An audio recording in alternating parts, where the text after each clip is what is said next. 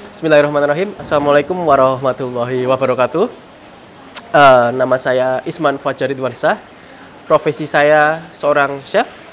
Dan kenapa saya milih chef itu karena selain bisa masak, kalau kita menyajikan makanan ke orang lainnya itu enak, itu bisa membahagiakan orang dan bisa bermanfaat untuk orang lain.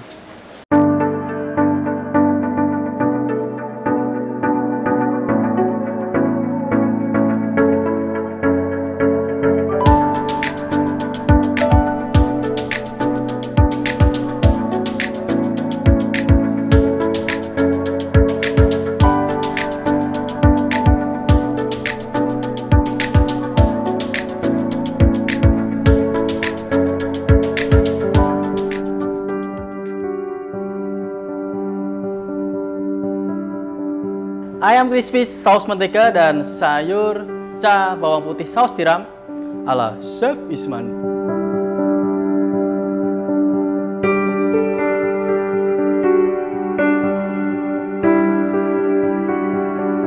Jadi saya dari SD, SMP, SMA, bahkan kuliah itu memang bercita-cita katakanlah menjadi artis. Ya, artisnya yaitu yang saya tekuni adalah seni peran atau jadi aktor. Di Jakarta waktu itu memang mengikuti beberapa kali casting dan lain-lain. Beberapa juga ada yang masuk dan sudah tayang di televisi. Waktu pun ya sebenarnya belum puncak ya. Waktu saya itu sudah mulai ada jalan, ada sedikit jalan, kenal dengan relasi, kenal dengan PH. Tiba-tiba waktu puasa saya ingat. Nah, itu waktu puasa kejadiannya. Kondisi badan saya itu selalu drop dan periksa didiagnosis penyakit asma waktu itu. Padahal saya belum punya asma sama sekali waktu itu. Kemudian juga hatinya resah karena nggak tahu waktu itu delalah juga pas puasa saya syuting. Ya kita kalau syuting kan sama lawan jenis banyak dan pergaulan bebas, pergaulan yang tidak tahu waktu, tidak kenal waktu, bahkan yuk kita jalan atau kita ngapain lah itu bebas-bebas aja. Itu yang membuat hati saya kok mendapatkan uang cepat habis, itu satu. Membuat hati saya kok mikir kesehatan semakin menurun. Membuat saya berpikir lagi kok dari keluarga itu pun rasanya semakin jauh. Nah gitu. Semakin jauh dengan ibu, semakin jauh dengan bapak, bukan masalah jarak, cuman saya merasakan kok aku sebenarnya tidak banyak berbakti ini kali ini. Nah, setelah puasa itu saya merenungi, kemudian saya putuskan coba pulang dulu untuk periksa. Hingga benar akhirnya memang sudah asma. Saya mikir terus, ya sholat, minta petunjuk, saya beranikan untuk lepas dunia entertainment. Waktu itu memang banyak yang bilang saya bodoh, jelas. Kamu menyia-nyiakan peluang, membuang mimpimu, mengubur asa dan lain-lain. Cuman di sisi lain memang saya terima itu. Mungkin selama 1 tahun ya saya merasakan gejolak-gejolak bertolak belakang tersebut. Ya saya pun kadang juga mikir bahwasanya oh iya ya kenapa aku biyen metu, kenapa saya keluar. Tapi di sisi lain ketika saya terima, nah 4 poin tadi itu menjadi bertolak belakang. Katakanlah sakit saya berkurang, dekat dengan orang tua, kemudian juga kalau menerima uang, walaupun waktu itu saya pernah kerja juga jadi sales susu keliling, gak usah sebut brandnya lah, sales susu keliling, terus jadi call center, terus yang terakhir itu tadi jadi pegawai hotel. Cuman uangnya berkah. Rasanya walaupun nerima tidak ada sepertiga dari gaji yang di Jakarta, rasanya itu cukup, terus ayem adem, di Temanggung juga rasanya seger gitu. Udah setelah itu saya putuskan udahlah bismillah, saya balik lagi ke kampung halaman, tapi tetap misi saya pengen menjadi entertainment lebih selektif. Nah, yaitu dengan jalan di dapur atau kitchen. Saya lahir di Semarang, domisili di Kudus, SD, SMP, SMA, kuliah di Semarang. kerja di Jakarta, Semarang, dan Temanggung. Nah, awal mula ke Temanggung karena saya ngelamar pekerjaan di Temanggung. Begitu. Ngelamar di salah satu hotel di Temanggung itu yang akhirnya saya jadi staff kitchen. Istri saya kan orang Temanggung, ya mikirnya biar deket aja karena itu waktu itu juga udah mau nikah. Dinikahi berarti dari tahun 2018. Sekarang 2023, 5 tahun. Hampir 5 tahun. Enggak gimana-gimana. Kerja biasa aja. Kerja di hotel waktu itu. Itu juga cuman biar nggak diomongin orang aja, biar kelihatan punya kerjaan gitu. Terus udah habis itu nikah, ya udah karena emang nggak niat banget kerja di situ, akhirnya keluar. Awal saya berkarir di hotel itu karena awalnya saya setelah dari Jakarta itu saya sakit, kemudian saya hingga ya sudah kerja apapun yang penting halal waktu itu. Kemudian saya awalnya di public relation front office. Namun selang beberapa waktu ada hal-hal yang terjadi di dapur, yaitu chef di dapur tersebut pergi, hingga akhirnya saya dipindah oleh GM saya ke dapur. Dari situlah baru mulai muncul cinta saya terhadap dapur. Awal menjadi juru masak ya tentunya tidak langsung memegang pisau, tapi memegang piring dulu. Jadi steward, isah-isah cuci piring, nah, gitu. Yang pertama itu stepnya, kemudian kendalanya itu banyak karena saya nol dari dunia entertainment, dari dunia film waktu itu, hingga akhirnya masuk ke dapur memegang pisau.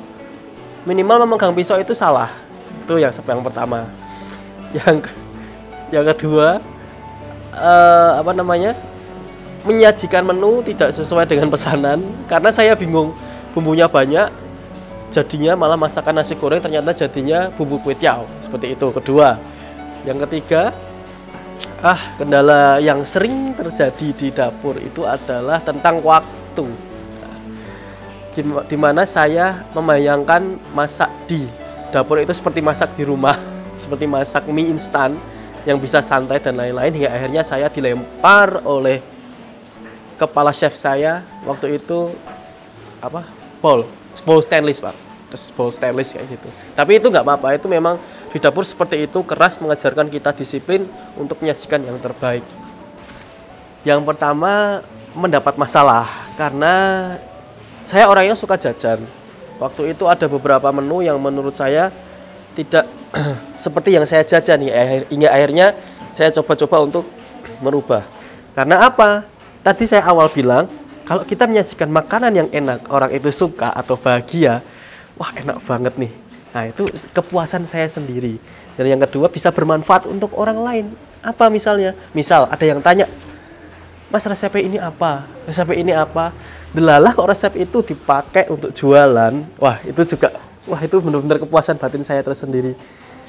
Tanpa mengurangi istilahnya ada minta fee atau bayaran dan lain-lain, itu sudah menjadi kepuasan batin saya sendiri. Gitu. Mengalami banyak kendala hal beberapa itu dengan dunia dapur karena saya belum terbiasa cepat, tepat, enak gitu. Waktu itu kalau saya ingat step pertama, sebulan pertama itu saya cuma motong sayur. 3 bulan berikutnya saya dipasrai breakfast hanya nasi goreng. Itu pun belum dipasrai untuk masak yang lain. Nah, itu menjadi tanda bahwasanya waktu 6 bulan itu belum bisa diterima untuk lidah Temanggung khususnya. Tapi saya nggak menyerah. Di situ saya meyakinkan chef saya untuk saya memasak di luar nasi goreng. Dan alhamdulillah sudah mulai dipercaya. Ya sekitar di 1 tahun lah untuk memahami rasa, memahami karakter orang Temanggung, dan alhamdulillah juga saya bisa mengikuti. Katakanlah pergulatan batin itu selama 1 tahun, gejolak-gejolak yang muncul jelas godaan dari teman-teman yang ada di Jakarta untuk balik ke sana. Kemudian gini Pak, saya itu merasa nggak jadi entertainment atau artis atau main film ya saya nggak bisa makan. Pikiran saya kayak gitu karena saya udah memupuk itu dari SD sampai kuliah. Itu terus yang jadi gejolak batin saya. Pas waktu nikah pun sama. sampai istri saya meyakinkan hal tersebut. Nggak harus kayak gitu, karena rezeki itu udah ada yang ngatur dan lain-lain. Tapi efek buruknya adalah saya tidak fokus di satu cabang. Nah, ada beberapa usaha waktu itu, pas sudah di Temanggung, itu pun tutup. Karena apa? Pikiran saya belum bisa fokus di wirausaha, pengennya masih, oh jadi aku jadi artis saya. Jadi dulu waktu awal itu, karena emang waktu kerja di hotel itu nggak benar-benar passion, kan suami akhirnya resign, terus ganti usaha. Tapi memang waktu itu belum ada ilmunya, jadi ngasal aja usaha tuh kayak dagang tok gitu, padahal kan sebenarnya butuh ilmu juga. Nah itu berkali-kali ganti usaha, dari mulai jualan chicken crispy, terus ganti lagi jualan minuman float gitu, terus ganti lagi jualan kayak nasi gitu, nasi rempah gitu. Sampai sekarang yang bertahan tuh ya mie 3 yesnya itu. Jadi cukup sabar, terus banyak modal yang kebuang juga karena emang nggak ada ilmunya. Seharusnya kan belajar dulu, baru kita mulai usaha. Terus apa ya, nggak gegabah lah. Kadang-kadang tuh waktu itu keburu mau beli ini, beli itu, beli ini, beli itu gitu. Padahal belum butuh. Nah itu banyak keluar modalnya di situ. Tapi namanya proses, ya udah dijalani aja. Selama ada progres, kenapa enggak gitu. Itu tak rasain aja sampai 1 tahun, hingga akhirnya saya mulai ikut kajian di Temanggung, yang itu alhamdulillah menguatkan iman saya untuk yakin bahwasanya menjadi bermanfaat untuk orang lain, dan entertainment itu tidak harus menjadi artis, dalam tanda kutip seperti itu, tidak harus menghibur itu dengan hal-hal yang banyak mudaratnya, katakanlah seperti itu. Ternyata sampai sekarang tak saya jalani, justru saya jalani dengan ikhlas. Maksudnya ya wis lah, luweh ya orang Temanggung bahasanya gitu, nggak usah jadi seni peran dan lain-lain. Beberapa job itu malah ngalir, itu entertainment sama, tapi alhamdulillahnya juga bisa lebih selektif, jadi sesuai dengan kemauan saya gitu Pak. Jadi malah hal-hal yang wis ora mudarat, menurut saya wis sedikit mudaratnya, itu sedikit sisi negatifnya malah datang terus, ya kayak sekarang ada di food vlogger misal seperti itu, terus beberapa endorse produk dan lain-lain. Ya alhamdulillah saya mengikhlaskan itu untuk insya Allah lurus, mencoba lurus lah, belajar di jalannya Allah biar nggak kayak yang dulu.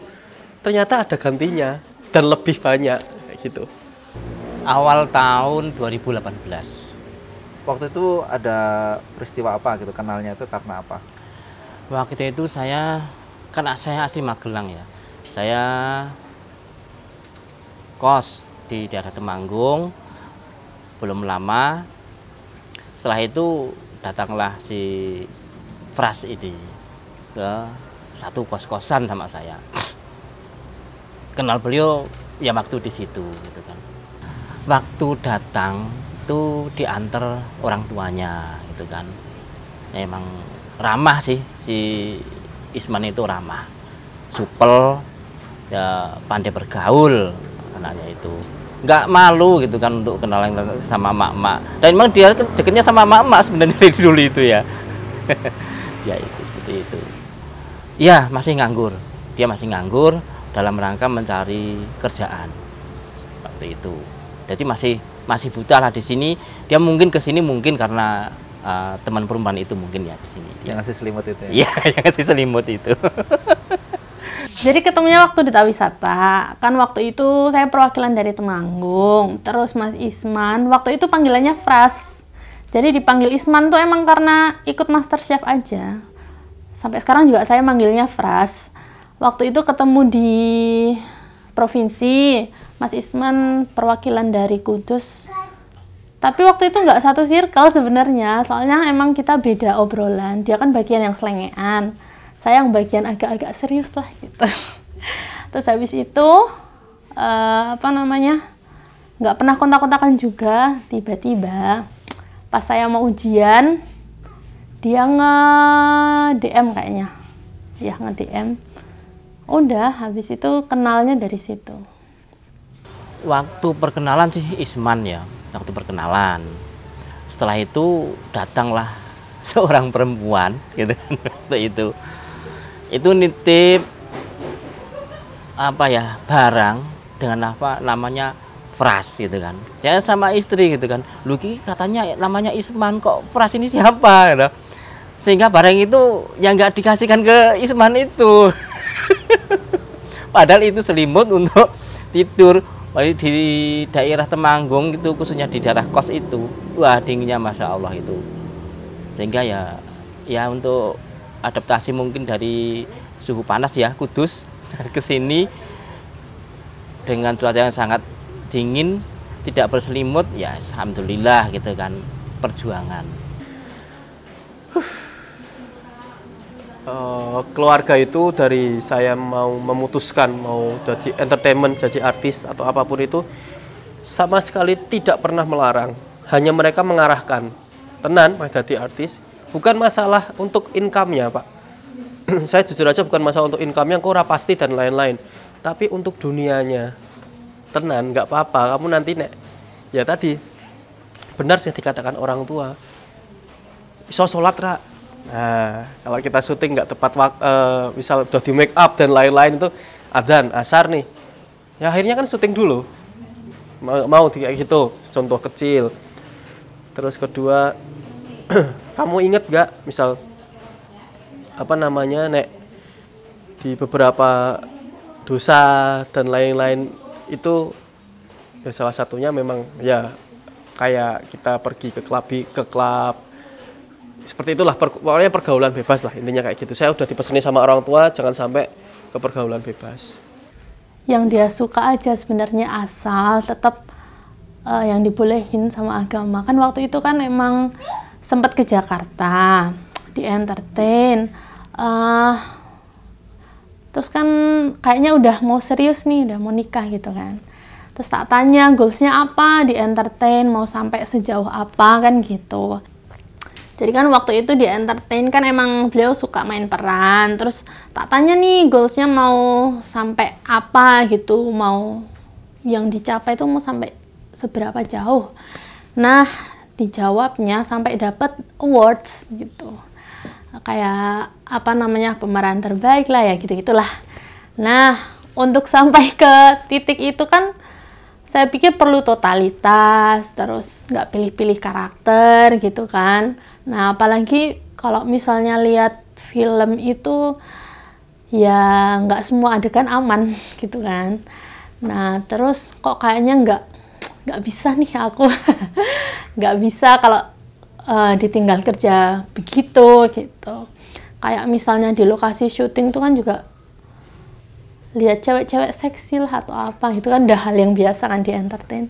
Keluarga tidak pernah memaksa sama sekali, dan ketika saya drop ataupun di titik balik itu justru keluarga, orang tua, istri itu katakanlah 1000% ya mendukung ya. Wis nggak apa-apa, nggak usah dikejar dunianya itu, tetap bisa kok.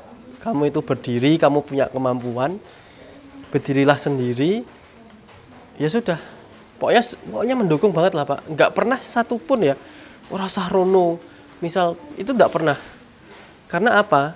Bapak ibu saya terutama itu udah berpesan, kalau kamu sudah mulai lulus kuliah atau kamu udah mulai kerja dan ditambah kamu udah menikah, ya wis urusanmu kayak gitu. Mendukung sih 1000% lah. Sempat sih istri saya itu nanya, kerja apa sih sebelumnya gitu kan. Dia cuma bilang di Jakarta gitu kan. Tapi nggak pernah ngaku kerjanya apa, karena dia bilang wah nggak baik Pak itu, nggak baik Ibu itu kalau dibicarakan, kalau dikenang itu nggak baik gitu kan. Pokoknya saya tanya itu kan, itu pasti bahasnya ya menghindar itu kan.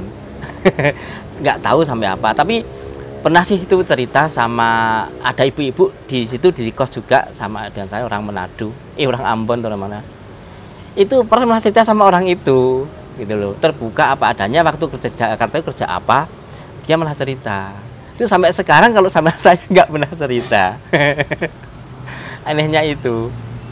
Setelah itu dapatlah di Aliana, di Hotel Aliana Temanggung itu.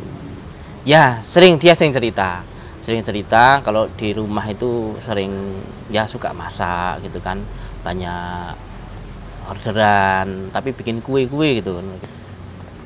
Dia itu sering bikin kue lalu diposting gitu ya. Nah, itu dia senang jualan-jualan seperti itu kalau soal masak gitu kan.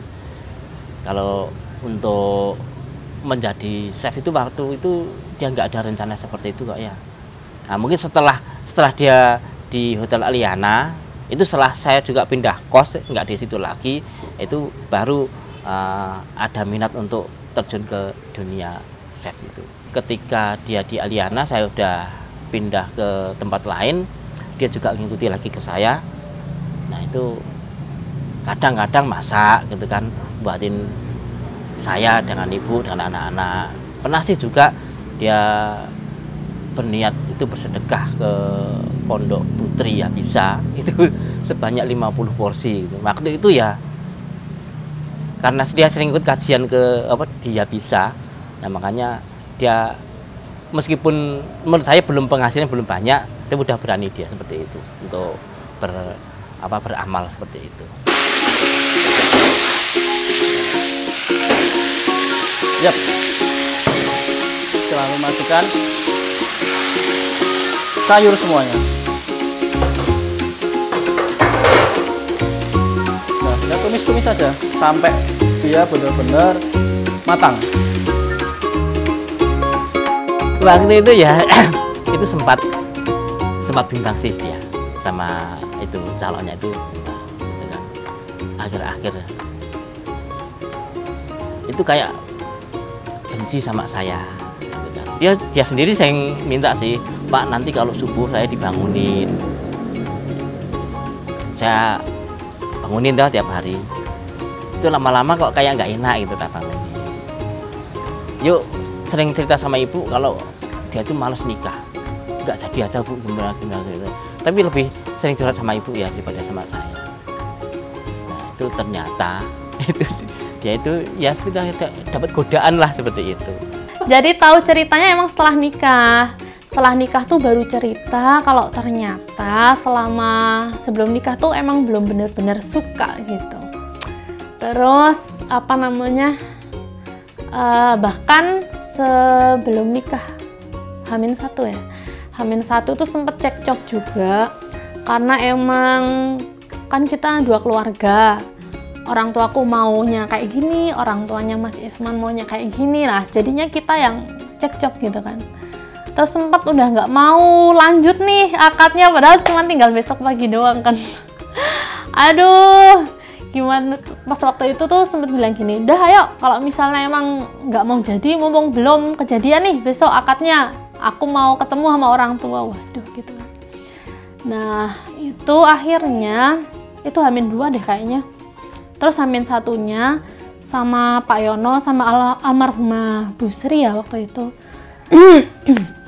Itu ngerasa beda gitu karena 1 minggu belakangan itu diajak sholat susah. Biasanya kan kadang jamaahan bareng gitu kan. Diajak sholat susah, dicariin nggak ada. Terus aneh gitu kan. Akhirnya inisiatifnya Bu Sri sama Pak Yono nih, kebaikan mereka. Dipanggilin Ustadz Bowo, suruh ngeruqyah. Nah, waktu itu suruh ngeruqyah, alhamdulillah sadar tuh. Akhirnya jadi deh nikah. Garis tipis. Saatnya kita plating. Master Chef Indonesia season 7 ya. Saya di season 7 kebetulan. Alhamdulillah dapat amanah dari Allah. Itu saya sudah mulai hijrah. Sudah dalam tanda kutip wis gak melihat, wis mulai tenang Pak. Saya udah mulai batinnya tuh udah tidak bergejolak kayak gitu. Nah, waktu itu kenapa bisa sampai Master Chef, sedikit cerita. Setelah saya dari hotel di Temanggung itu, saya memutuskan untuk pulang Kudus, buka usaha, Covid, selesailah. langsung bangkrut seketika. Baru mulai bangkrut, belum balik modalnya. Puasa lagi, kejadian mesti puasa. Nggak tahu dapat hikmah ataupun alhamdulillah lah. Puasa itu saya open pre-order ayam bakar Kudus, ayam bakar Isman. Itu belum MasterChef ya, itu belum MasterChef. Saya buka, alhamdulillah responnya baik. Nah setelah puasa saya mikir, ada event MasterChef. Saya keingat dengan cita-cita saya lagi, bahwa saya pengen tetap menjadi entertainer, bermanfaat orang lain, menghibur dan lain-lain. Di jalur yang di luar yang dulu lah, istilahnya yang main film dan banyak mudarat dan lain-lain. Menurut saya banyak mudaratnya. Masuk, melewati 5.000 peserta, terus 30 besar, 20 besar, alhamdulillah masuk. Ya gejolaknya tuh bukan gejolak yang bener juga ya, berarti rezekiku di entertain, enggak kayak gitu. Tapi alhamdulillah saya tuh dapat ijol, dapat ganti, dapat anugerah, akhirnya bisa masak. Dari sama sekali nol enggak bisa masak, bahkan motong aja enggak bisa. Motong ya sekitar potong, masak telur yang enggak matang, masak mie enggak, ya segitulah. Jadi saya melangkah ke MasterChef itu mantep. Oh ini memang karunia, ini ijolnya biyen saya sudah meninggalkan keputusan yang dulu saya dianggap bodoh dan lain-lain itu. Jadi gejolaknya lebih ke bersyukur, lebih ke menerima, lebih ke legowo. Dan itu saya sama sekali nggak expect. Karena apa? Saya cerita sedikit. Cita-cita saya tuh juga dulu masuk Indonesian Idol. Saya audisi 9 kali di Jogja. Sampai Jakarta saya tidak pernah. Bahkan sampai antrian depan mas gini, nyanyi hanya 15 detik udah ditolak keluar. Ya memang suara saya pas-pasan sih. Alhamdulillah, jadi MasterChef itu ya gejolaknya lebih gejolak alhamdulillah. Ijolnya gitu loh. Ada ijol kok kalau kita mengikhlaskan sesuatu jalannya Allah. Jujur ya, jujur kalau sekarang, mulai saya sekarang, dulu kan kalau cita-cita orang masuk chef kan, MasterChef kan ingin jadi apa? Celebrity chef. Celebrity chef, chef celebrity. Ya saya nganut kata guru saya, Chef Juna. Celebrity chef ya chef. Nek kemeh jadi celebrity chef itu menurut saya geli. Menurut Chef Juna itu geli menurut saya. Tapi saya pikir ya benar juga. Saya pengen tetap lebih senang dipanggil chef. Gitu. Karena memang entertainmentnya sisinya tuh udah beda, Pak. Chef itu lebih ke profesi ya, yang bisa memang menghadirkan sesuatu yang dibutuhkan banyak orang gitu loh maksud saya. Jadi lebih pengen dipanggil chef Isman gitu. Mas Isman kayak gitulah. Waktu itu sih nggak mikir terlalu jauh ya, karena emang nggak prepare banyak. Bahkan dadak banget waktu itu, cuman iseng doang mau ikut MasterChef gitu. Satu keluarga juga ngetawain doang kan. Apa iya bisa masuk gitu. Tapi ternyata alhamdulillah masuk. Ya cuman apa namanya, waktu itu kan entertainnya kan udah beda jalur ya, maksudnya dimasak udah agak aman lah daripada main film, jadi nggak terlalu ini sih, nggak terlalu ada pesan-pesan khusus gitu, nggak dari rumah aja, karena emang waktu itu nggak boleh dijenguk kan, karantina ya udah karantina, ditinggal 3 atau 4 bulan gitu, cuman WA-an aja.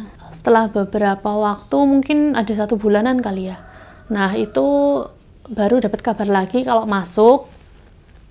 Itu baru ketemu juri tamu, jadi belum masuk TV juga gitu.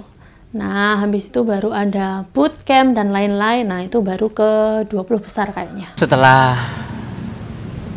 Isman ini udah mulai muncul di TV ya, itu kalau sama saya tetap nggak ada perubahan sama sekali. Meskipun dalam rangka kunjungan itu durasinya berkurang gitu kan, karena kesibukan beliau, dia udah punya istri, udah punya anak, kesibukan lain gitu kan.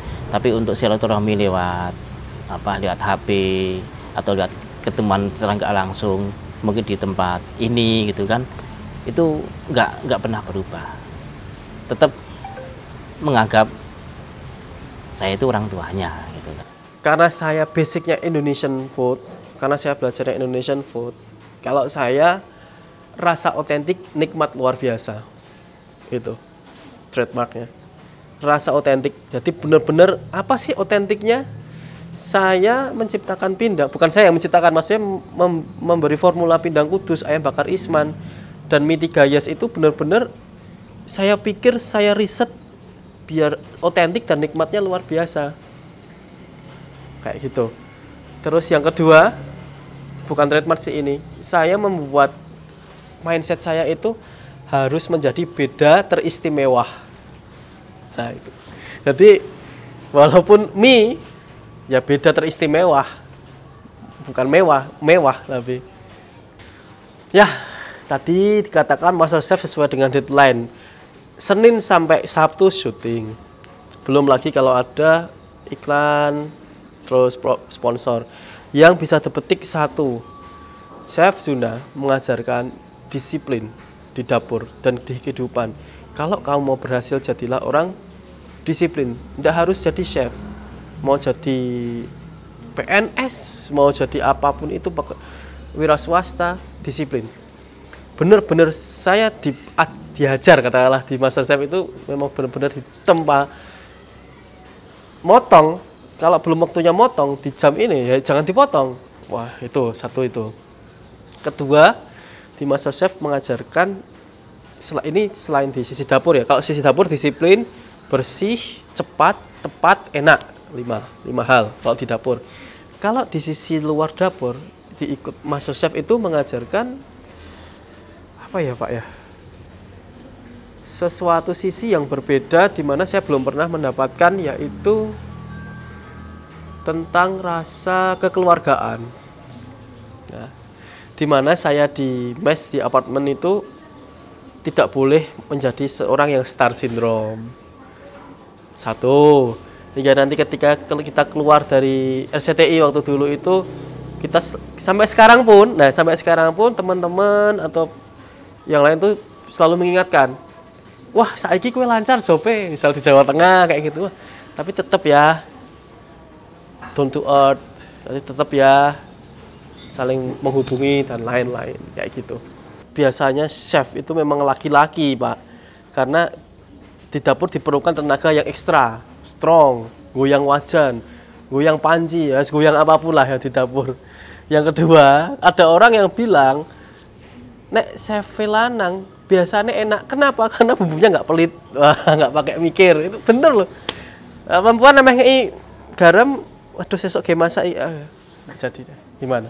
Gitu. Enggak, itu bukan anu perempuan sih. Tapi biasanya lebih ke tenaga yang dibutuhkan untuk seorang chef. Kenapa? Banyak laki-laki kan di kapal pesiar, di restoran. Perempuan biasanya jadi patisserie atau bakery. Itu sebetulnya kalau dari silsilah keluarga, yang ibunya bapak itu memang seorang eksekutif chef. Kalau beliau memang benar-benar real chef, konsultan di Jawa Tengah untuk rumah sakit. Itu dari garis keturunan. Kalau chef, kalau saya memang awalnya tidak sengaja, karena waktu itu saya kerja di Temanggung, di salah satu hotel di Temanggung. Saya jadi front office, tiba-tiba disuruh ke belakang sama GM saya untuk menggantikan chef yang baru keluar untuk keluar negeri. Jadinya kayak gitu. Terus ya karena GM saya mungkin tahu ya saya suka masak dan posting-posting, jadi akhirnya saya disuruh ke situ, ke belakang dapur itu. Ada, jelas ada, karena emang mie 3 yes itu filosofinya kan, kenapa 3 yes kan, dari waktu itu MasterChef dapat 3 yes dari 3 juri gitu. Jadi benar-benar mie 3 yes itu lahir karena emang Mas Isman udah seneng masak, udah passion gitu, jadi lebih kerasa aja. Yang pasti doa pertama ya, karena emang doa istri kan makbul. Terus kalau secara kerjaan ya saya lakuin apa yang saya bisa.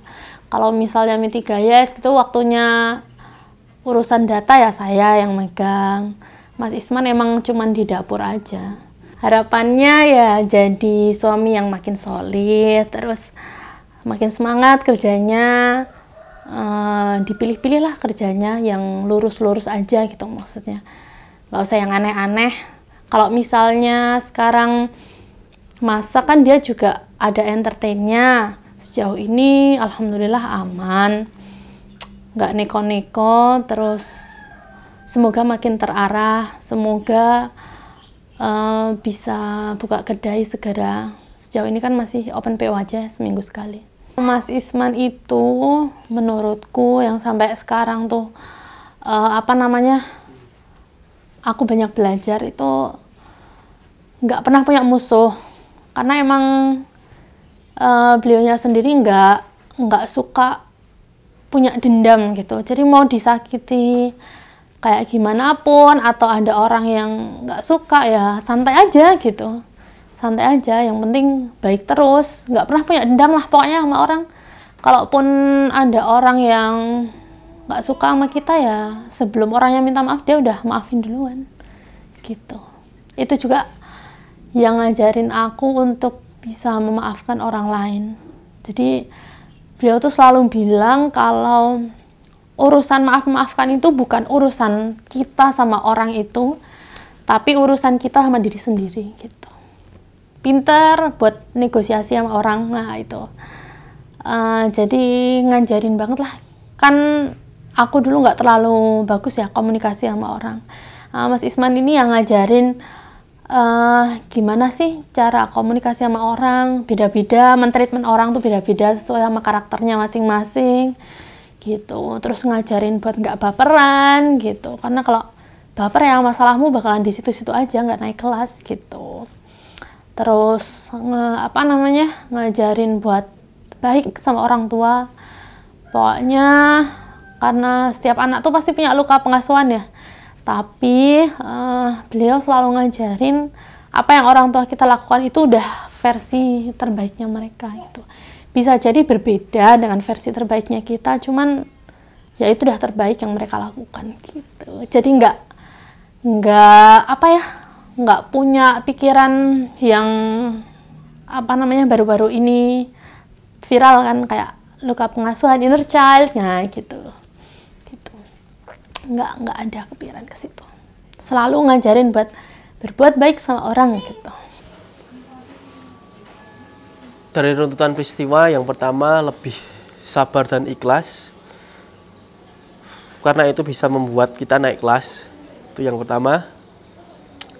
Yang kedua tentang masalah disiplin. Itu kunci kita sukses secara cepat, instan, itu harusnya sebenarnya disiplin. Yang ketiga, yang sesuai dengan visi dan moto hidup saya, hidup cuma sekali. Jadilah lakon, jangan cuma jadi penonton. Pertanyaan yang mudah tapi sulit dijawab, gitu kan. Di luar sudah masak chef, ini ya sekali lagi saya garis bawahi, di luar sekarang chef atau udah punya pekerjaan atau udah punya mitigayas dan lain-lain. Di luar itu saya takutnya tiba-tiba saya di Jakarta ataupun lagi main film beradegan yang macam-macam, nek dicabut nyawanya gimana? Itu jujur Pak, ini nggak maksudnya hal-hal yang kita tidak bisa jangkau secara akal manusia. Saya takutkan nek terjadi ketika saya lagi banyak madorot. Ya sudah itu aja. Makanya mending tak masakin nasi goreng ketawa semua, seneng. Ketika kerja ini, ya itu juga saran dari guru saya sih, Ayah Heri. Sudah ikhlas tinggal di Temanggung? Ikhlas, beneran. Saya akan create apapun di sini sama Pak Kris, ya juga guru saya di entertainment. Lah sekarang aja bisa ketemu sama namanya Pak Kris, itu kan juga beliau kan ya orang entertainment, ya sama aja Jakarta sama Temanggung, bedanya apa? Mau TV-nya ya bisa disyuting, disaksikan di seluruh Indonesia. Yo, ini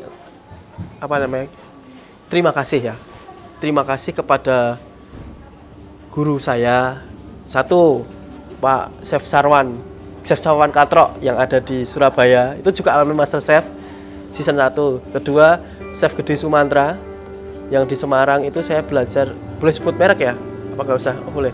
Di Gourmet Nayati itu saya one day course, kayak misal menu bebek packing, ya saya ikut kayak gitu. Kalau Chef Sarwan itu lebih ke dia selalu mensupport saya di dulu pas ikut Master Chef. Aku pengen jadi artis ya. Chef Sarwan itu juga salah satu yang bilang, loh Master Chef tuh orang jadi artis, outputnya itu ya lebih banyak, lebih besar, nggak harus ngartis, nggak penting kayak gitu. Chef gede juga menasihati seperti itu. Chef is chef, celebrity is celebrity. Kalau kamu sombong, chef kok sombong, ya kamu akan ditertawakan orang justru. Karena memang branding saya itu master chef iya, tapi chef-chef profesional lebih banyak di luar sana. Jadi oke, yang pertama ini justru orang yang paling dekat. Kedua orang tua saya, kedua ibu saya. Ibu saya di rumah, ibu saya kandung itu mengajarkan saya teknik memasak pindang kudus yang benar, cepat, tepat, dan enak. Yang itu alhamdulillah saya bawa mendapatkan 3 yes di MasterChef. Ya, itu salah satu. Yang kedua ibu mertua saya di Temanggung yang memang beliau itu seorang ahli kuliner ya. Dalam artian sering masak, sering kalau ada apa ya itu orang Temanggung bilangnya sinoman ya. Apa sih sinoman bahasa Indonesia ya, rewang di orang nikahan itu memang beliau masak. Nah itu saya di rumah dilatih untuk piacarannya bersih, piacarannya disiplin bahan.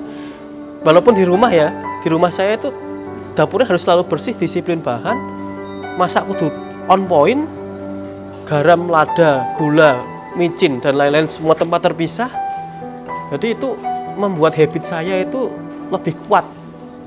Itu yang orang paling dekat. Nah ada lagi juga di beberapa tempat yang saya memang itu ya katakanlah bantu untuk ngewangi di dapur. Itu juga akhirnya saya menjadi seseorang yang mengenal dapur secara profesional. Oke, masakan selesai. Kalian tahu harus ngapain? Lanjut kita markidang. Mari kita madang. Bye-bye.